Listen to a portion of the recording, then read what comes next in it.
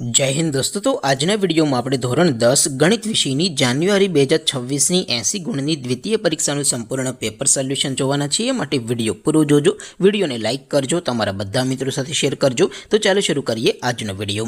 દોસ્તો ધોરણ 10 ગણિત વિષયની જાન્યુઆરી 2026 ની 80 ગુણની દ્વિતીય પરીક્ષાનું સંપૂર્ણ પેપર સોલ્યુશન પીડીએફ ફોર્મેટમાં ડાઉનલોડ કરવા માટેની લિંક આ વિડિયોના ડિસ્ક્રિપ્શનમાં આપેલી છે।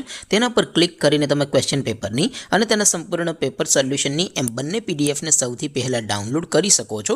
અથવા તો દોસ્તો પેપર સોલ્યુશનની પીડીએફ ડાઉનલોડ કરવા માટે તમારે ગૂગલ ઉપર સર્ચ કરવાનું છે www.mygkguru.in। આ વેબસાઇટ તમે સર્ચ કરશો એટલે જે પહેલી લિંક આવશે એના ઉપર તમારે ક્લિક કરવાનું છે। જેવું ક્લિક કરશો એટલે સોલ્યુશન માટેની mygkguru.in આ વેબસાઇટ ઓપન થઈ જશે। વેબસાઇટ ઓપન થયા પછી તમે સ્ક્રોલ કરીને થોડાક નીચે જશો તો ત્યાં તમને દ્વિતીય પરીક્ષાના સોલ્યુશન માટેના ધોરણ વાઇઝ લીલા રંગના બોક્સ જોવા મળશે। દોસ્તો અહીંથી તમે કોઈ પણ ધોરણની બધા જ વિષયોની દ્વિતીય પરીક્ષાના ક્વેશ્ચન પેપર અને તેના સંપૂર્ણ પેપર સોલ્યુશનની પીડીએફને સૌથી પહેલા ડાઉનલોડ કરી શકો છો। જેમ કે દોસ્તો અત્યારે હું ધોરણ 10 માટે STD 10 વાળા બીજા બોક્સ ઉપર ક્લિક કરીશ। જેવું ક્લિક કરશો એટલે નવું પેજ ઓપન થશે। નવું પેજ ઓપન થાય એમાં તમે સ્ક્રોલ કરીને થોડાક નીચે જશો તો ત્યાં તમને STD 10 પેપર સોલ્યુશન 2026 નો એક બોક્સ જોવા મળશે।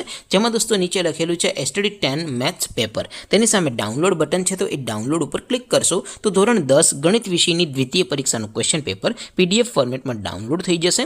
તેની નીચે લખેલું છે STD 10 મેથ્સ સોલ્યુશન। તેની સામે પણ ડાઉનલોડ બટન છે તો એ ડાઉનલોડ ઉપર ક્લિક કરશો તો ધોરણ 10 ગણિત વિષયની દ્વિતીય પરીક્ષાનું સંપૂર્ણ પેપર સોલ્યુશન પીડીએફ ફોર્મેટમાં ડાઉનલોડ થઈ જશે। તો દોસ્તો આવી રીતે તમે ધોરણ 10 ના બધા વિષયોની દ્વિતીય પરીક્ષાના ક્વેશ્ચન પેપર અને તેના સંપૂર્ણ પેપર સોલ્યુશનની પીડીએફને www.mygkguru.in આ વેબસાઇટ પરથી ડાઉનલોડ કરી શકો છો।